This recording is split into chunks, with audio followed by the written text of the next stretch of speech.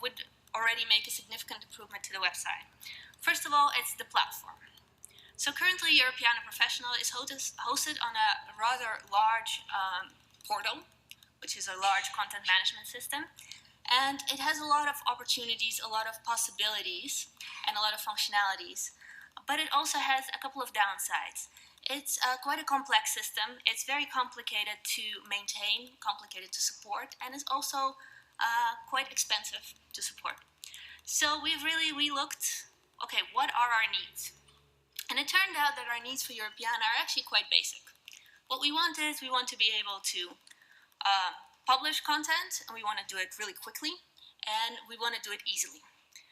So based on those needs, we've looked at about 11 different content management systems, from the very big ones like Joomla and Drupal, Liferay, to the very small ones such as Pyro CMS, CMS Made Simple, and also Bolt.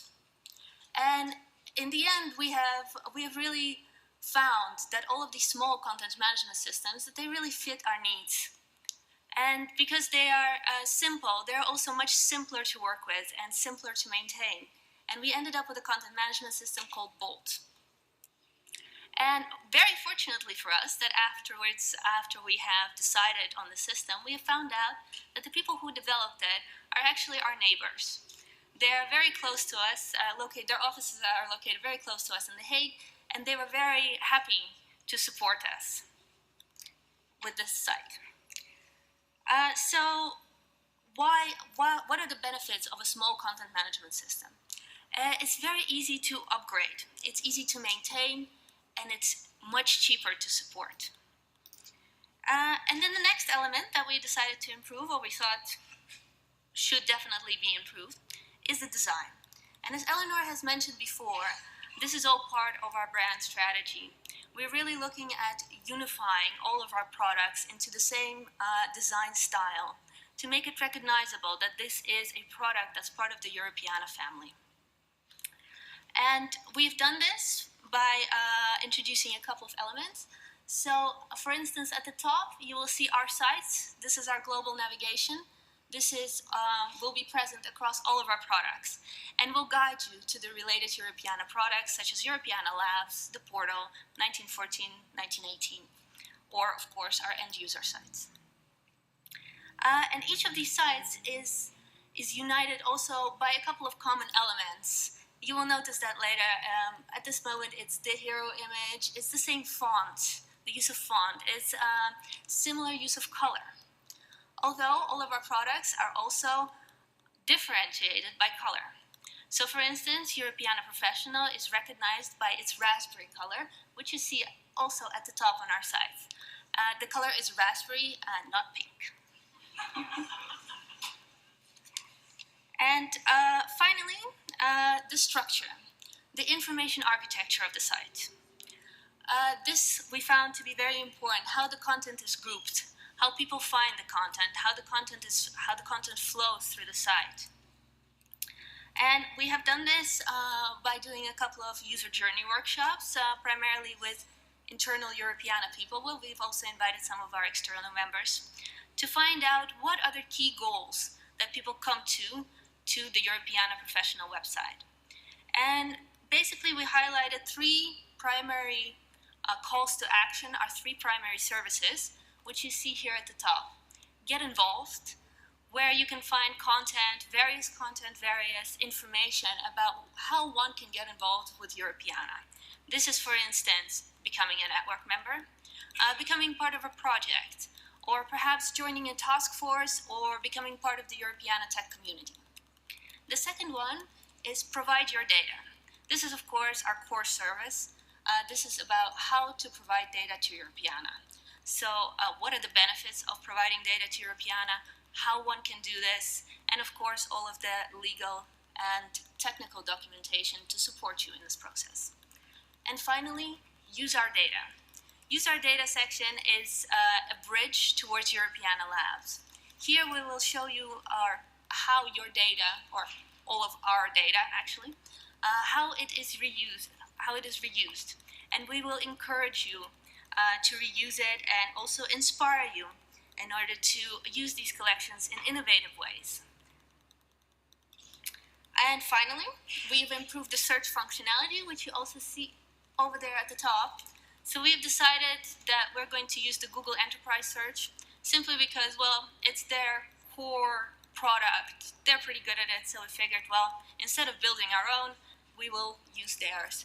It is a full text search, a search that searches in documents, in PDFs, also content, and it presents it in a very user-friendly way. So you can see where this content can also be found on the site, what it is, and can also be filtered by various facets, such as if you would like to see content, if you would like to see only event information, you'll be able to do so. Then I guess we begin.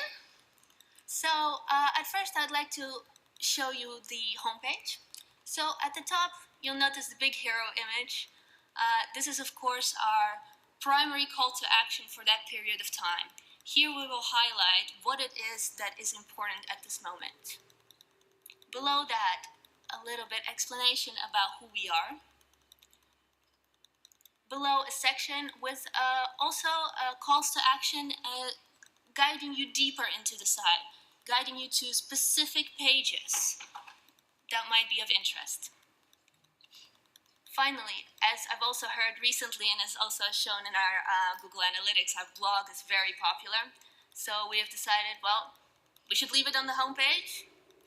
So all of the new posts will be available from the homepage.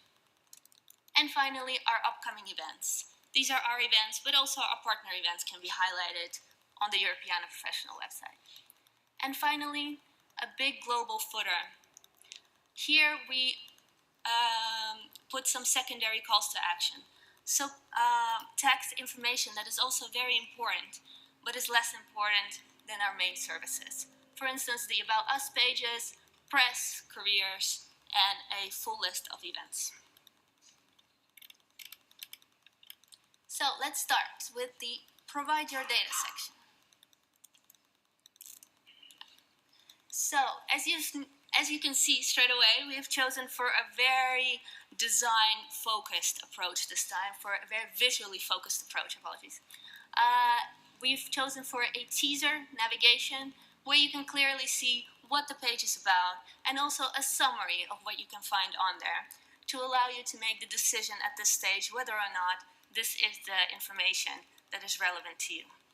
And of course, already at this stage, we show you who is the person that you can contact should you have any questions. So let's have a look at what are the benefits of becoming a data provider. So over here we have also done a lot of work on the text on the site. We have rewritten, or our editorial team has done a great job at rewriting all of the text and making sure that that the content is presented to you in a more snackable way, in a way that is easier to read on the internet. And at the bottom, we will always provide you with some related content. So this is content that you may be interested in based on the information that you read on the page, or perhaps information that we feel you may be interested in, or we would like to highlight to you. So now that we have understood what are the benefits of becoming a data provider to Europeana, we're going to have a look, okay, so I want to become a data provider, but actually who else is a data provider and how many other people are providing data to Europeana? And we can see that by the facts and figures page. Over here, you can see we've embedded some of the information that is available on the statistics dashboard, which Neil will share with us later, the actual product. But here you can see how we can incorporate all of the information that is on the statistics dashboard with any other product. And again, down below, related content. So now that we have known, okay, why should I provide data to Europeana? Who else provides data to Europeana? I want to see what actually happens with all the data, or what are the possibilities? What can we do with it after it is in Europeana? So let's look at our services. Here we are in the Use Our Data section. And here Milena explains to you the various ways that you can reuse data. She explains to you how this can be done, and of course, which service may be most appropriate to you. And now let's look at one of the projects that is doing very well and is really creatively trying to reuse data, which is of course Europeana Creative. This is one of the 2 projects that hosts their own project website linked to Europeana Professional. So here you can see a little bit about the Europeana Creative project. You can see that the layout of the page is very similar to the Europeana Professional website, and they of course also have related content sections. But I'd like to show you another functionality that we were very keen on implementing, which is the breadcrumb path. Here, now that there are various ways for you to get to the content within the website, to see the information, we'd like to always show you where you are on the site so that you can always find it. And this is what the breadcrumb path is for. So let's go back and see what does the website of Europeana Creative look like. You can see also teaser-based navigation, very, very similar to the Europeana Professional website, but of course they have a few identifying images and a few identifying characteristics in order to differentiate themselves, so you know that you have actually left the Europeana Professional website and you are now on a project website. Yes, I'm almost finished. And just to show you one other functionality, and this is the project's document section. So over here, you see all of the documentation from Europeana Creative, only public documentation. So this time, all of the documents that will be available in Europeana Professional are only public documents. And over here you see a little window, and this is a little window that goes into our document management system, which we have decided to detach this time from the Europeana Professional website, from the content management system, because that makes things a lot easier. We have a lot of documentation stored, and this way we can easily separate the 2 and upgrade the system, upgrade the content management system, without having to deal with the documents that are attached to it. This is the end of our journey for the site. I would like to thank you very much for listening.